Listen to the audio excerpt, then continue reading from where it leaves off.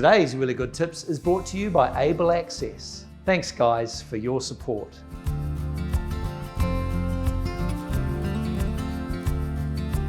Hey, look, I was, for work, I was just heading down the ward the other day, and one of the young guys pulled me up and he said, what information have you got to give to me about growing old in a chair? Because you look like apparently you've been around in a chair for a few years.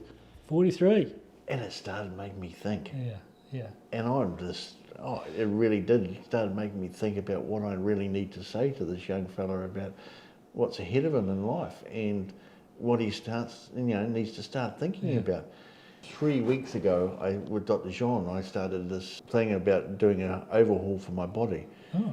I've been for a bladder check and I've been for x-rays on my hips, and he's going to be sending me a bone density as well. Oh yeah, bone density is a toughie. And I'm thinking, do I tell this young guy, yes, that he should be starting to look out at these things? Well, bone density is a hard one to avoid. Unless you're taking drugs. Correct. Because you're just not weight bearing, and no matter what, you're just not weight bearing. And you can get up in a standing frame, but you've got to be, research has shown, you've got to be up in a standing frame about 3 hours a day, every day, in order to not lose the bone density. So no one in their right mind is going to be able to do that. But what do I tell him? That he should start looking at his diet? If diet was less weight, it's about the top 6 inches, more than anything. Yeah. It's about his attitude to life and his or her, whatever.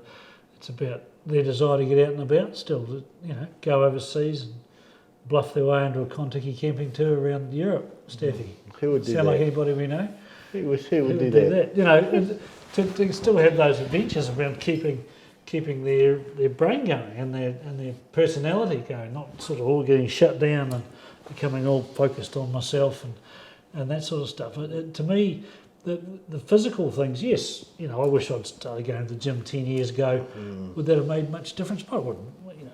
Possibly it would have helped a bit with all sorts of things. And who knows, now that I'm doing it, I want to keep it up. It'll hopefully give me a few more years around that. But as we know, there's an inevitability about some things. Correct. But if you've got the right attitude, you'll still be good company because you've still got something to talk about. But why, should have said something about, if bone density comes in, should he be looking at his diet and making a better habit of that? Yeah, well, the diet's a good one, isn't it? I mean, that doesn't get as big a focus here. No, not at all, really. I know, and like in Sweden, when I visited the Spinal unit there about 10 years ago, diet is a big deal there. They go on and on about it. And it is a big deal because if you're not burning the calories like you used to, and you're eating the same amount because you're used to eating the same amount, and you like your food, it's going to go somewhere, around your gut, and it's hug you for the rest of your life. Well, yeah, and you've just I think there's a real improvement we could do with teaching people to eat.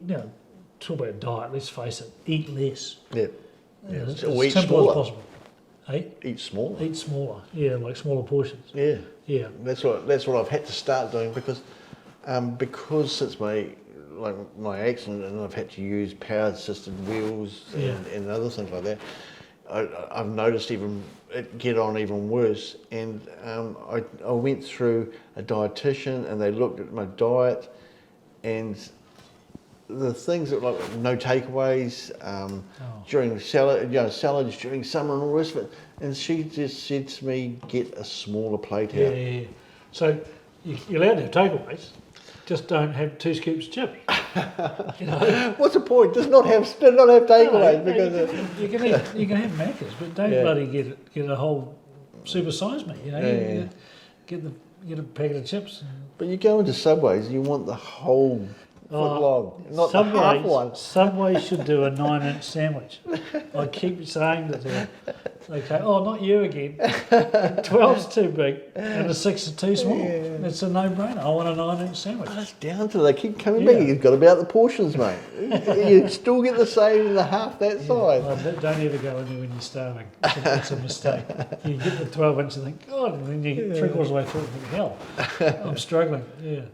But it really opened my eyes. I've been asked the question.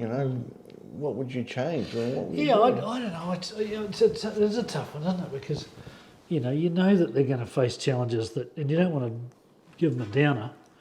Nope. Let's face it. You've got to be a bloody good problem solver. That's what, and I don't know how you teach that to people. You just give them the confidence that they'll figure it out.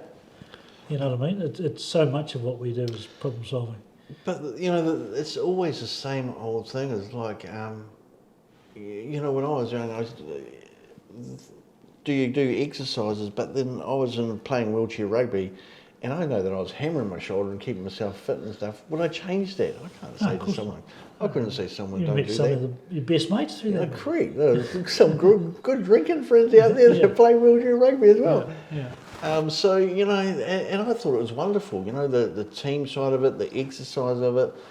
And it's really hard, and I don't know about you, but I find it really hard doing exercise by myself. Oh, yeah. And I don't get enough things. So like when we got together with Rick and we used to go long distance cycling and getting cardio, it's really enjoyable because you're doing it with other people. Yeah. To get the enthusiasm to do a lot of things by yourself, it's really hard. Yeah, I know. So, that's what I'd be saying to the young guys. I said, maybe exercise is good, but why don't you rank up some of the guys that you know within the community and get together and work out together? That's what it's about, is getting a little community around you and so you can do these things as well. Yeah, to call you to account. Yeah. Ring you up and say, be there at 8 o'clock on a exactly. Saturday morning. And none of us are competitive, and we'd never be late to go out in the bush or anything like that. I tell you what, I wouldn't be getting up at 8 o'clock on Saturday morning for any other reason. Exactly.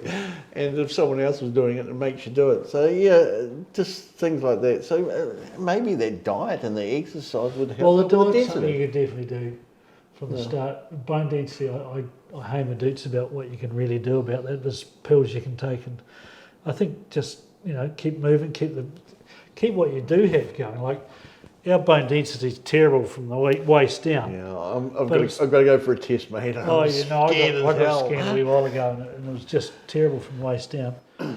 And but up here, I mean, you could, if you weren't moving a lot up top, you get bad bone density even further up. Oh, really? So, it just follows your level of movement. Well, if you're not careful, you could flop out of your chair and break your ribs down the side if the bone density is not very good. You see, that's, you can still break bones above your waist.